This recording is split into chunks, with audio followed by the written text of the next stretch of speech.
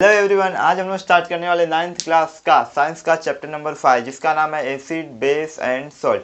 देखो, acid base and salt बताने से पहले ये जान लो कि आयोनिक कंपाउंड क्या होते हैं, आयन क्या होते हैं। तो देखो यहाँ पे क्या दिया, आयोनिक कंपाउंड। आयोनिक कंपाउंड होता क्या है? देखो, आयोनिक कंपाउंड जो होता है दो आयन से मिलकर बना होता है, जिसमें एक पॉजिटिव आयन होता है जिसे कटायन कहते हैं, और दूसरा होता है निगेटिव आयन जिसे हम लोग अनायन कहते हैं। देखो यहाँ पे आपके टेक्स्ट बुक में डेफिनेशन दिया हुआ है, रिकेपिटुलेशन। इसे हम लोग क्या कहते हैं? आयोनिक कंपाउंड जो होता है उसे हम लोग रिकेपिटुलेशन भी कहते हैं।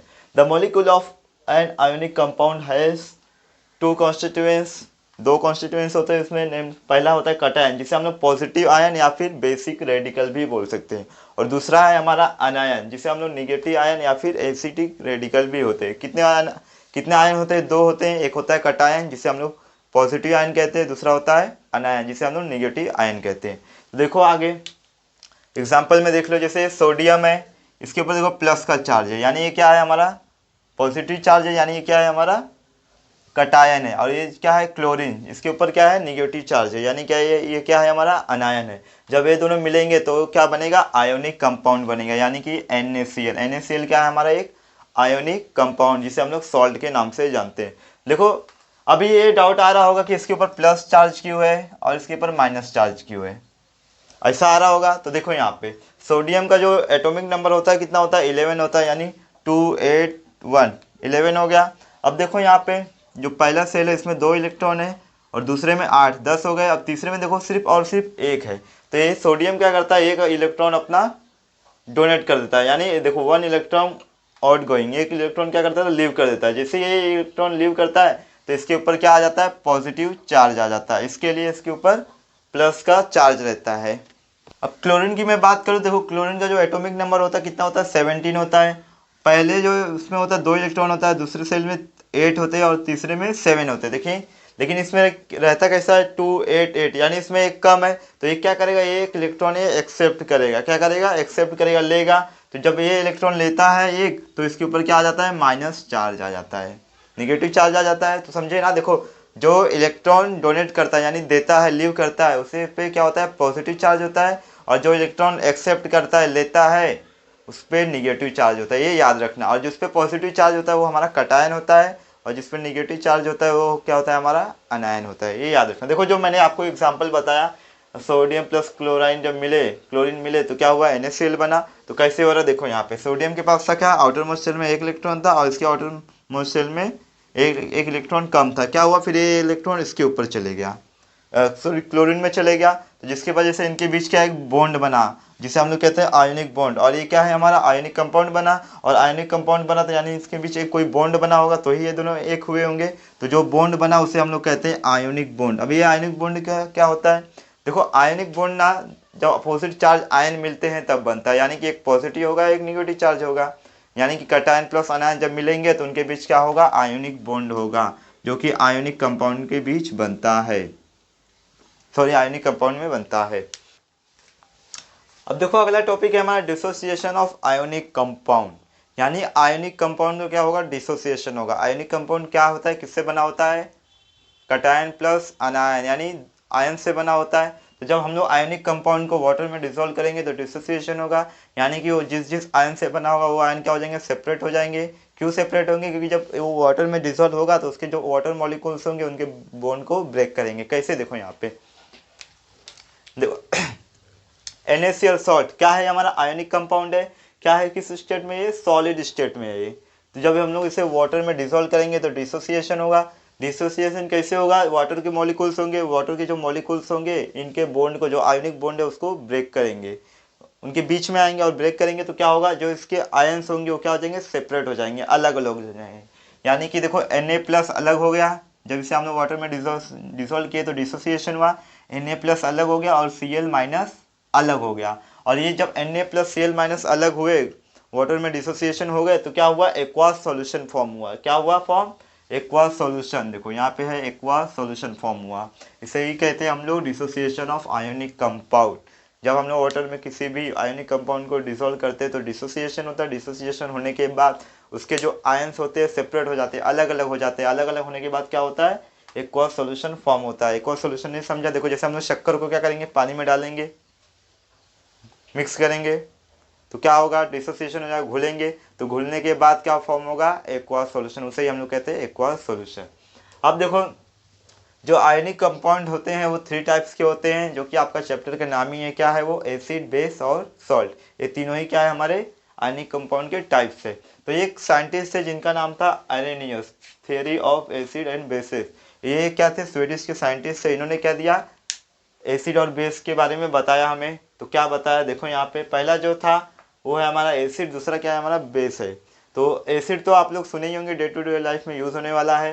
तो इसका मतलब क्या है, देखो an acid is a substance which on dissolving in a water gives rise to H plus ion as the only cation. यानी कि एसिड एक ऐसा सब्सटेंस है जिसे हम लोग अगर वाटर में डिजोल्व करते हैं तो डिसोसिएशन हुआ, डिसोसिएशन होने के बाद अगर हमें H प्लस आयन हो रहा है, H प्लस पॉजिटिव चार्ज है, पॉजिटिव चार्ज किस पे रहता है, कटायन पे रहता है, यानी हमें H प्लस आयन मिल रहा है, कटायन मिल रहा है, तो समझ जाओ कि वो क्या है, हमारा एसिड है। कैसे, यहाँ पे देखो HCl क्या है, एक आयनिक कंपाउंड है, एक कौन से स्टेट में है, गैस में है, G फॉर गैस। हाँ, जब हम लोग इसे वाटर में डिजोल्व करेंगे तो डिसोसिएशन होगा, डिसोसिएशन होने के बाद क्या होगा, मैंने बताया था आयंस क्या हो जाएंगे, सेपरेट हो जाएंगे। तो इसी सेम इसमें क्या होगा, H प्लस अलग हो जाएगा, Cl माइनस अलग हो जाएगा। तो H प्लस मिल रहा है हमें, तो हमें डेफिनेशन में क्या पढ़ा कि अगर हमें H प्लस आयन मिल रहा है तो समझो क्या है, हमारा एसिड है। तो यहाँ पे क्या मिल रहा है, H प्लस आयन मिल रहा है और Cl माइनस मिल रहा है, एक्वा सोल्यूशन फॉर्म हो रहा है। तो अगर H प्लस आयन मिल रहा है तो वो क्या है, हमारा एसिड है। फिर दूसरा है एक और H2SO4 जिसे हम लोग सल्फ्यूरिक एसिड बोलते हैं। इस क्या है, लिक्विड है, एल यानी लिक्विड के फॉर्म में ये। फिर जब हम इसे वाटर में डिसोल्व करेंगे तो डिसोसिएशन होगा वापस, डिसोसिएशन होने के बाद देखो यहाँ पे H प्लस आयन मिल रहा है, क्या मिल रहा है, H plus ion, H plus ion मिल रहा है, यानी क्या ये हो गया हमारा एसिड हो गया। और क्या मिल रहा है, HSO4 माइनस मिल रहा है एक और सोल्यूशन में।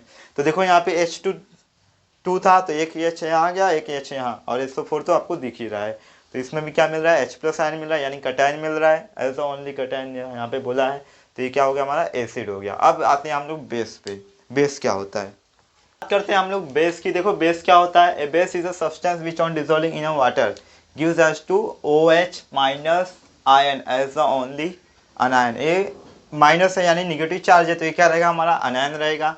तो अगर हम लोग किसी भी आयनिक कंपाउंड को वाटर में डिसॉल्व करते हैं तो डिसोसिएशन होने के बाद अगर हमें OH माइनस आयन मिल रहा है तो समझो वो क्या है, हमारा बेस है।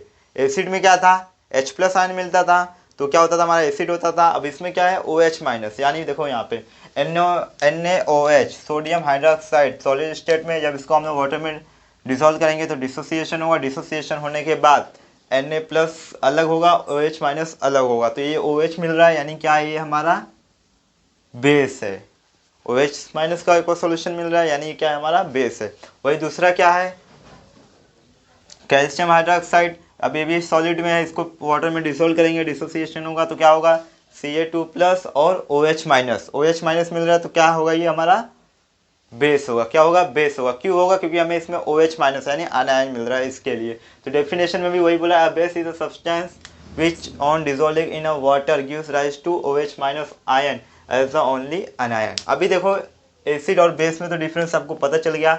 अगर हम लोग वाटर में किसी भी आयनिक कंपाउंड को डिसॉल्व करते हैं, H प्लस आयन मिलता है, कटायन मिलता है, तो वो हमारा एसिड है।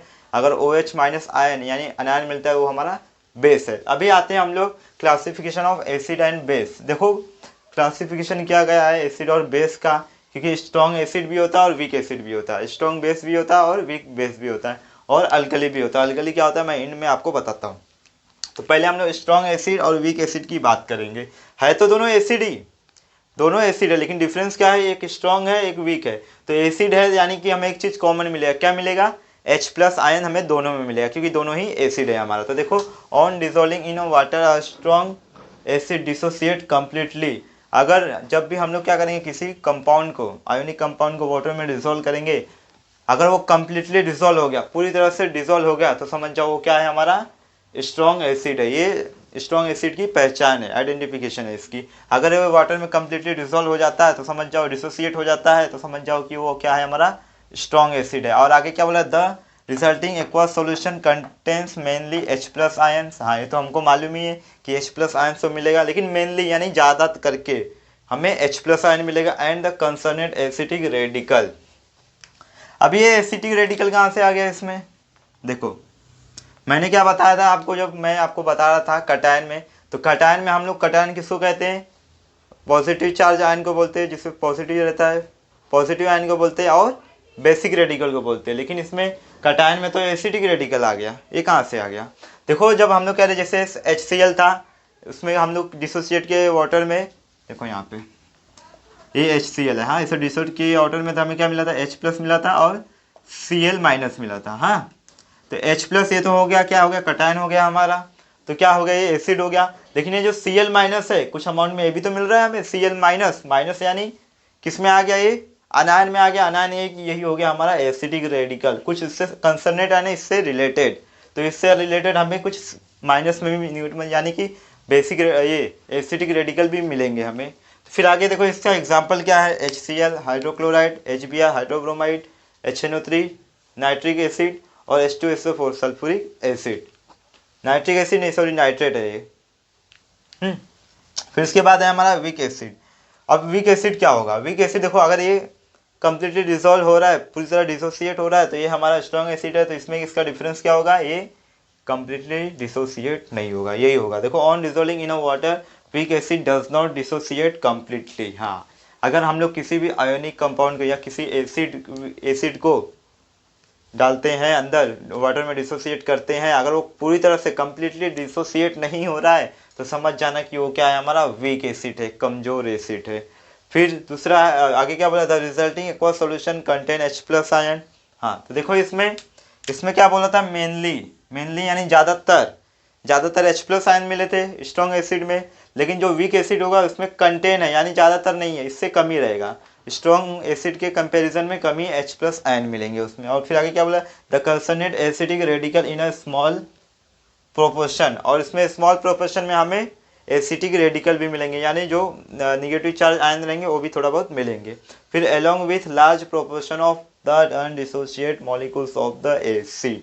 अब देखो अगर ये कंप्लीटली डिसॉल्व नहीं हो रहा है वीक एसिड, तो कॉमन सी बात है, अगर ये पूरी तरह डिसॉल्व नहीं हो रहा तो कुछ ना कुछ बचा होगा, कुछ मॉलिक्यूल्स बचे होंगे एसिड के। तो वही बोला है कि अनडिसोसिएट मॉलिक्यूल्स ऑफ एसिड, यानी कि इसमें कुछ आपको अनडिसोसिएट जो मतलब डिसोसिएट नहीं होंगे वो भी मॉलिक्यूल्स आपको मिलेंगे एसिड में।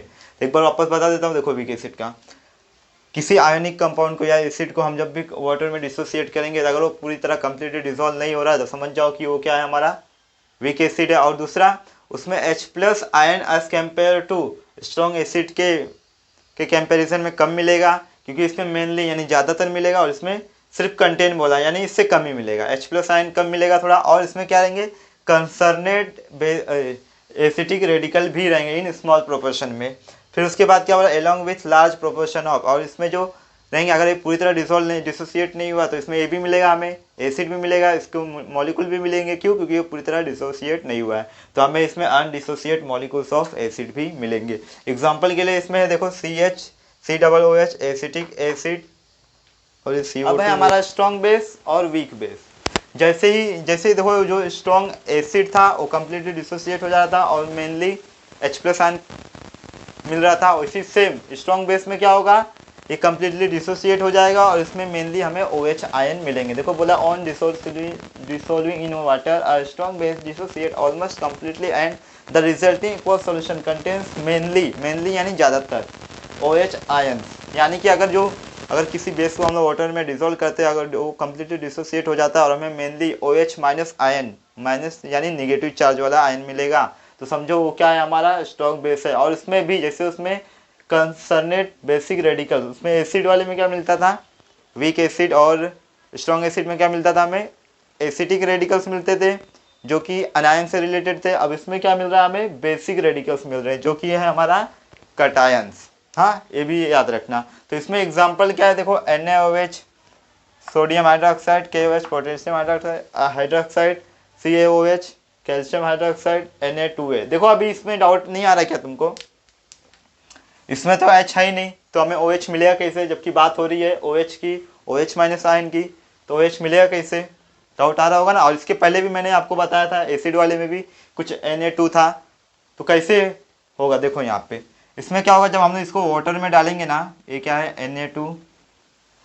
Na2O प्लस H2O वाटर में डिजोल्व करेंगे तो क्या होगा, ये 2NaOH बन जाएगा। OH आ गया ना, फिर बाद में ये सेपरेट हो जाएगा जो यहाँ पे ऑलरेडी दिया हुआ है। देखो यहाँ पे 2H और एक सिंगल O और एक सिंगल O, 2 हो गया, तो 2NaOH हो गया हमारा, ऐसा होगा।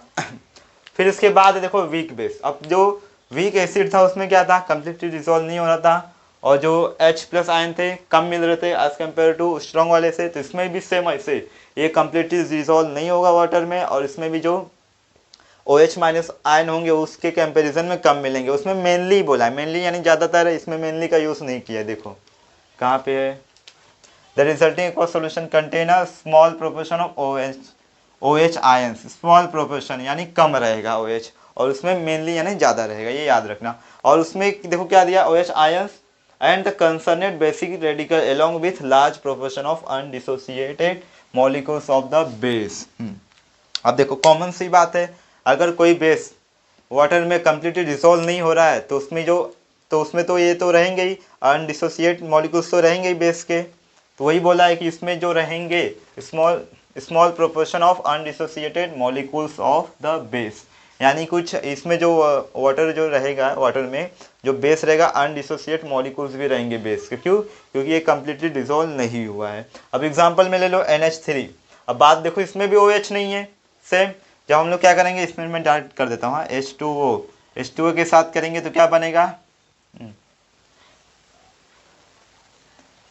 NH4+, ये चार्ज है इसका, OH-, यही बनेगा। OH बन गया, इसका एक H और OH, एक H इसमें चलेगा तो ये NH4 हो गया, और बचा क्या, OH, ऐसा होगा। हाँ, फिर देखो इसके बाद आता है अल्कली। अल्कली क्या होता है, अल्कली देखो ये एक टाइप का बेसी होता है, इसे एक टाइप को आप बेसी बोल सकते हो। तो देखो इसमें बोला क्या है, लेकिन ये क्या होता है, हाईली सॉल्युबल इन वाटर होते हैं। जो base highly soluble in water होंगे वो हमारे क्या होंगे, अल्कली होंगे। देखो यहाँ पे the bases which are highly soluble in water are called alkali, यानी कि जो base highly soluble in water होंगे, एक तरह का बेसी है, लेकिन जो बेस क्या हाईली सॉल्युबल इन वाटर होंगे वो होंगे हमारे अल्कली। तो इसमें एग्जाम्पल है देखो NaOH, KOH एंड NH3 यानी अमोनिया ही हमारा। फिर हियर NaOH एंड KOH यानी sodium hydroxide and potassium hydroxide are strong bases while NH3 is weak bases, यानी कि जो NaOH सोडियम हाइड्रोक्साइड और पोटेशियम हाइड्रोक्साइड है वो स्ट्रॉन्ग बेस है as compare to NH3 ammonia के केस में। अब है इसके बाद देखो हमारा बेसिसिटी एंड एसिडिटी। जो देखो जो एसिड होता है उसमें कुछ बेसिसिटी भी होता है, और जो बेस होता है उसमें कुछ एसिडिटी भी होता है। तो उसमें बोला है, देखो पहला क्या है हमारा, बेसिसिटी ऑफ एसिड, यानी एसिड के अंदर कितना बेसिसिटी है वो हमें बताने का है। The number of H+ ion obtainable by dissociation of one molecule of an acid is called basicity. अगर हमें पता करना है एसिड में कितना बेसिसिटी है तो कैसे पता करेंगे, H+ आयन से, यानी कि जब हम one molecule of acid water में डिसॉल्व करेंगे, डिसोसिएट करेंगे, तब क्या होगा, उसमें H+ आयन मिलेंगे, तो उसके बेस पे हम लोग डिसाइड करेंगे कि उसमें बेसिसिटी कितना है, कि एसिड में कितना बेसिसिटी है। क्या मैंने बताया आपको, क्या करेंगे हम लोग, जब क्या रहे एसिड को हम वाटर में डिसोसिएट करेंगे तो क्या होगा, हमें H+ आयन मिलेगा। तो नंबर ऑफ H+ आयन कितना मिल रहा है हमें, इससे ही हमें पता चलेगा कि उसकी बेसिसिटी क्या है, उस एसिड की बेसिसिटी क्या है। और उसमें डालेंगे कितना, one molecule of an acid. जब हम क्या करेंगे, one molecule of acid dissociate करेंगे तब डिसाइड होगा कि कितने H+ आयन मिल रहे हैं, उसके बेस पे पता चलेगा कि उस एसिड की बेसिसिटी क्या है। अब दूसरा है हमारा एसिडिटी ऑफ बेसिस, यानी कि हमें अब बताना है कि जो बेस में है उसकी एसिडिटी क्या है। कैसे पता चलेगा, जब हम क्या करेंगे, हम लोग one molecule of base dissociate करेंगे तो उसमें नंबर ऑफ OH आयन जितना मिलेगा उसके बेस पे हम लोग डिसाइड करेंगे कि उसमें एसिडिटी कितनी है उस बेस में। तो देखो क्या बोला एसिडिटी ऑफ बेस में, the number of OH ions obtainable by dissociation of one molecule of base, यानी कि जब हम लोग dissociation of one molecule of base, जब हम लोग वन मॉलिक्यूल ऑफ बेस का डिसोसिएशन करेंगे तो हमें OH निगेटिव चार्ज आयन जितना मिल रहा है उससे डिसाइड होगा कि उसकी एसिडिटी कितनी है उस बेस की, ये हमें पता चलेगा। अब इसके बाद देखो क्या है हमारा कॉन्सेंट्रेशन है, कॉन्सेंट्रेशन का टॉपिक चालू करते हैं हम लोग। अब नेक्स्ट टॉपिक हमारा concentration of acid and base. अभी ये कॉन्सेंट्रेशन क्या होता है? कॉन्सेंट्रेटेड देखो एक तरह का क्वांटिटी बोला जा सकता है, लेकिन होता नहीं है क्वांटिटी। हाँ देखो मैं बताता हूँ। तो 1 लीटर पानी ले लो यहाँ पे और 1 लीटर पानी ले लो यहाँ पे। अब इसमें मैं क्या करूँगा, 5 चम्मच शुगर डालूंगा और इसमें क्या करूँगा, सिर्फ 1 चम्मच शुगर डालूंगा। अब क्या होगा, ये जो 5 चम्मच जिसमें शुगर मैंने डाला है वो क्या होगा, ज़्यादा मीठा होगा, और ये क्या होगा, बहुत कम होगा। यानी सॉल्वेंट, ये जो वाटर है, देखो पहले सॉल्यूशन क्या होता है। देखो सॉल्यूशन के लिए हमको क्या चाहिए, सॉल्यूशन के लिए हमें चाहिए सॉल्यूट प्लस सॉल्वेंट चाहिए।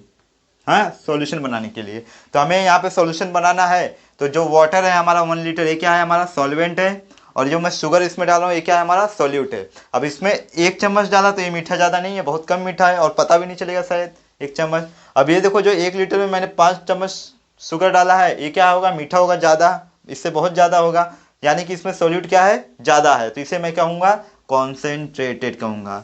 क्या कहूँगा मैं इसे, कॉन्सेंट्रेटेड सॉल्यूशन कहूँगा। अब वही बोला है आगे देखो, the proportion of a solute in a solution is called the concentration of the solute in a solution. The proportion of a solute यानी कि सॉल्यूशन में कितना प्रोपोर्शन ऑफ सॉल्यूट है, उससे पता चलता है कि वो क्या है, concentration of solute in a solution, उसे ही कहते हैं हम लोग। अब फिर आगे देखो क्या बोला है, when the concentration of solute in its solution is high it is a concentrated solution।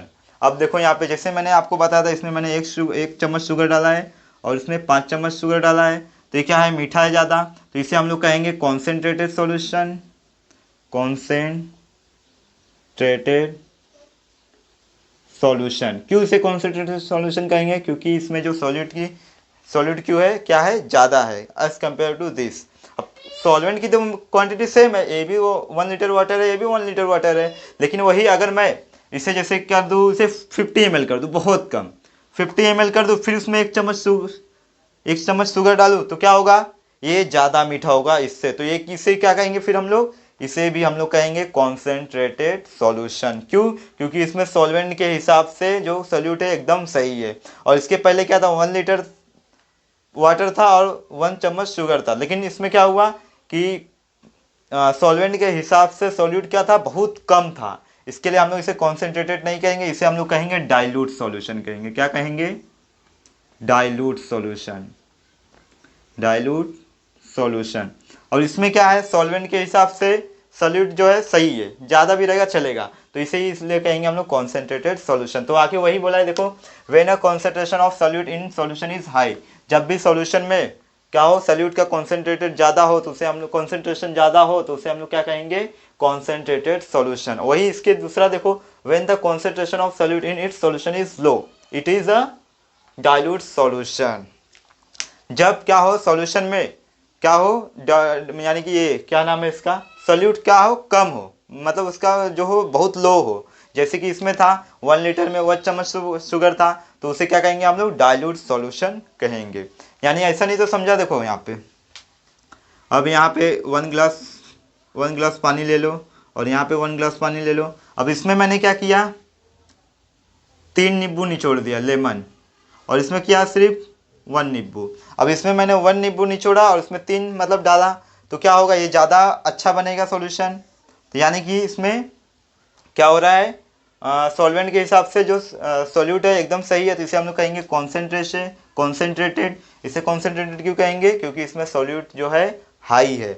और इससे क्या कहेंगे हम लोग, डाइल्यूट कहेंगे। क्यों डाइल्यूट कहेंगे, क्योंकि इसमें जो सॉल्यूट है वो बहुत लो है, क्या है, लो है, इसके लिए इसे हम लोग क्या कहेंगे, डाइल्यूट कहेंगे। समझ गया। अब देखो आगे, to express the concentration of solution several unit are used. Concentration of solution को एक्सप्रेस करने के लिए कुछ यूनिट यूज़ किए गए हैं। देखो पहला जो है हमारा ग्राम पर लीटर है। अब एक ग्राम पर लीटर नाम से ही पता चल रहा है, इसमें ग्राम और लीटर में कुछ होगा। तो देखो यहाँ पे, the mass of solute in a gram dissolved in a 1 litre of solution is called gram per litre. अब इसमें क्या होगा, जो हम लोग सॉल्यूट लेंगे वो हम लोग ग्राम में मेजर करके लेंगे, ग्राम में लेंगे और उसे हम लोग 1 लीटर सॉल्यूशन में डालेंगे। अब उसमें जो डालेंगे फिर हम लोग मेजर क्या करेंगे, ग्राम पर लीटर, उसे ही कहेंगे हम लोग ग्राम पर लीटर। क्या किया गया इसमें, 1 लीटर सॉल्यूशन लिया गया और उसमें जो सोल्यूट डाल रहे हैं हम लोग वो क्या कर रहे हैं, ग्राम में डाल रहे हैं, ग्राम में मेजर करके डाल रहे हैं, तो उसे क्या कहेंगे हम लोग, ग्राम पर लीटर, यानी G/L, इसे कहेंगे ग्राम पर लीटर। अब दूसरा है हमारा मोलारिटी, जिसे कैपिटल M से डिनोट करते हैं। ये तो ऑलरेडी आप लोगों ने चैप्टर नंबर 4 में पढ़ा होगा, फिर भी एक बार बता देता हूँ। The number of moles of the solute dissolved in the 1 litre of the solution is called the molarity of the solution, यानी कि सॉल्यूशन में कितना नंबर ऑफ सॉल्यूट, मतलब कितना number of moles of solute डाला गया है, उसे ही हम लोग कहते हैं the molarity of the solution. यानी कि देखो, the number of moles of the solute dissolved in the 1 litre of the solution, यानी कि 1 लीटर सॉल्यूशन में कितना number of moles of solute dissolve किया गया है, उसे ही हम लोग कहते हैं molarity of the solution. Next topic है हमारा पीएच। अब ये पीएच का मतलब क्या होता है, देखो पीएच का फुल फॉर्म होता है पोटेंशियल ऑफ हाइड्रोजन, यानी इसमें कुछ हाइड्रोजन का होगा, उसका पोटेंशियल का। देखो क्या बोल रहा है ये, pH is a number which indicates the acidic और basic nature of the solution, यानी कि पीएच एक ऐसा नंबर है जो हमें बताता है कि जो हमारा सॉल्यूशन है वो एसिडिक नेचर का है या फिर बेसिक नेचर का, ये हमें इंडिकेट करता है, बताता है आगे।